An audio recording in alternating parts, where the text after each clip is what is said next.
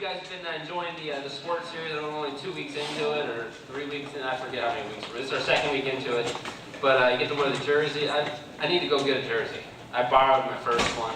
And like all my sports stuff has like paint on it, because I wear them like all day during the week. And so this is the only time I end up putting one of these things on. So, but I've been enjoying this, and because it gives me an excuse to use sports analogies, which I love to use anyway, but I try not to use too many of them normally, just because I know people get sick of them. But so I get to use all the sports analogies I want. So it's been fantastic. But I don't know what it is about sports though that just completely enamors me. That I'm just totally obsessed with. What is it? What is it about it? I don't know if it's the speed of some of these games. I mean, I don't watch NASCAR, but I mean that's fast stuff there. Or some of the power of some of these guys. I mean, what they can bench press, and just how hard some of these guys get hit. It's just, I guess that's what totally blows my mind, is that I always try to put myself in that situation, like I was talking about last week. Man, I would love to be able to do that. I would love to be able to go out and do those things, and I will turn on any sport. Tiger Woods on Sundays, right? I mean, I could sit there and watch Tiger. Usually I use golf as my nap time during the week, but on Sundays when Tiger's playing, I gotta watch it. I would watch tennis, if it's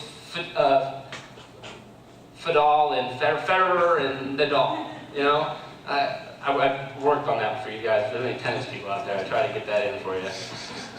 But yeah, I would watch that. I just love watching any ninth inning.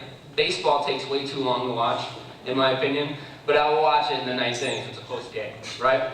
There's something about the competition, something about the striving to get over the hump, and some of the opposition, I guess, that I just want to see it. I want to see it get done.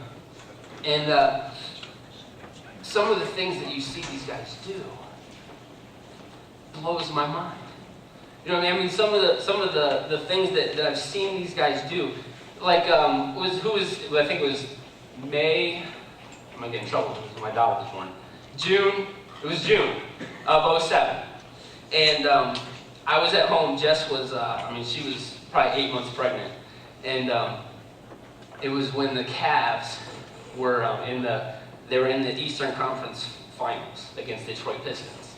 You guys remember this?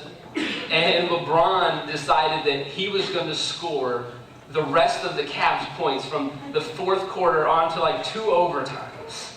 You know what I mean? And then I had that DVR and I watched it over and over. My brother deleted that.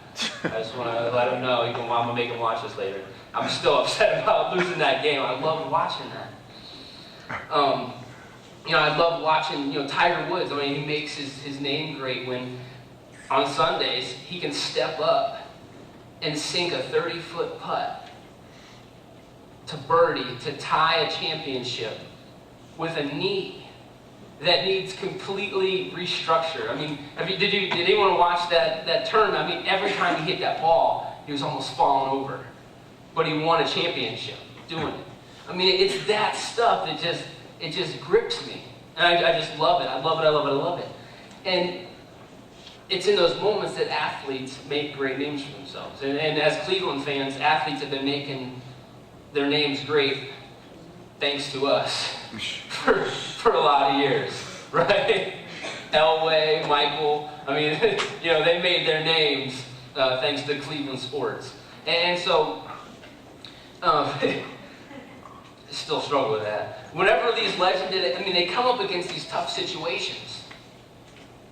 And and this is what makes them professionals, this is what makes them amazing, that when they come up against a situation where it seems impossible, and it seems like there's no way they can pull it off, there's no doubt in their mind that they're going to win. There's no doubt in Tiger's mind when he steps up to make that putt that it's going in. It doesn't always go in, but he believes every time it's going to go in. LeBron misses a lot of shots, but he thinks the next one's always going to go in. And so it's those things. They believe that they're going to make it through. And so they use those opportunities to make themselves great. And if if athletes, some of these guys have some huge heads, right? And they love it. They love the spotlight. They love the tough moment because it puts them out in front of everyone to see, look what I can do. And, God kind of works in the same way. He uses difficult situations, tough times, difficult situations to shine. He uses the impossible moments in our lives when we feel like we're not going to go or we can't make it to let everyone see how great He is. To say, yeah, I know it doesn't look like you could get through that. And that's why this is going to be an awesome moment for God. And why He's going to be able to show the world who He is and what He does. And there's a great story, if you have your Bibles, or else it'll be up here. Judges chapter 6. In the 6th chapter, we won't get there yet. In the 6th chapter, we find Israel in an all too familiar place. They're being oppressed by the Midionites. Okay, and so if you know anything about the Old Testament, this is a normal, circle, redundant process where Israel one day is real cool with God. They forget Him, they leave Him. They end up in captivity or being oppressed. They call out to God, and it all starts back over. He saves them, and they begin the process all over again. It's a ridiculous, redundant situation, but here they are being, what we talked about last week, they get preoccupied.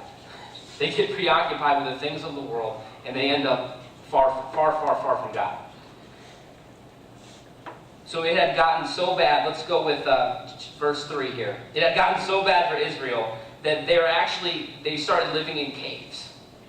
Right? They were so oppressed. They were being so attacked. These people would just move in and take their crops. They started living in the side of mountains. They were so afraid of all these other people around the area. And so verse 3 says, whenever they planted their crops, the Midianites, Amalekites, and other eastern peoples invaded the country. They camped on the land and ruined the crops all the way to Gaza and did not spare a living thing for Israel, neither sheep nor cattle nor donkeys. They came up with their livestock and their tents like swarms of locusts.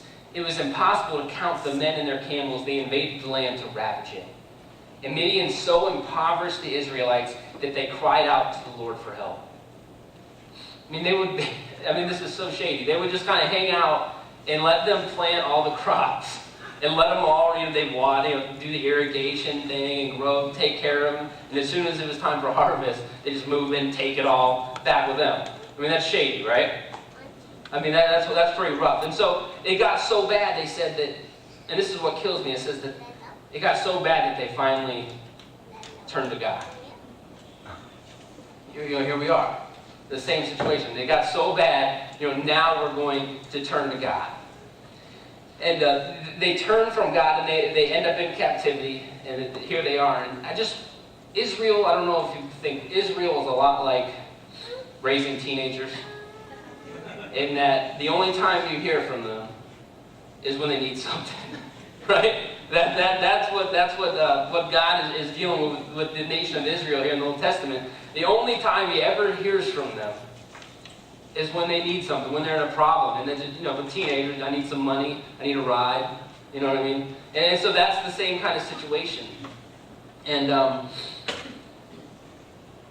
the great thing about God, though, is that He always hears them. He never turned a deaf ear to them.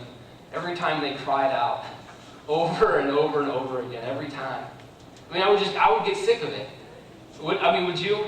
If every time, the people that you love, every time they screw up constantly, they ignore you, and then every time they get in trouble, they call on you.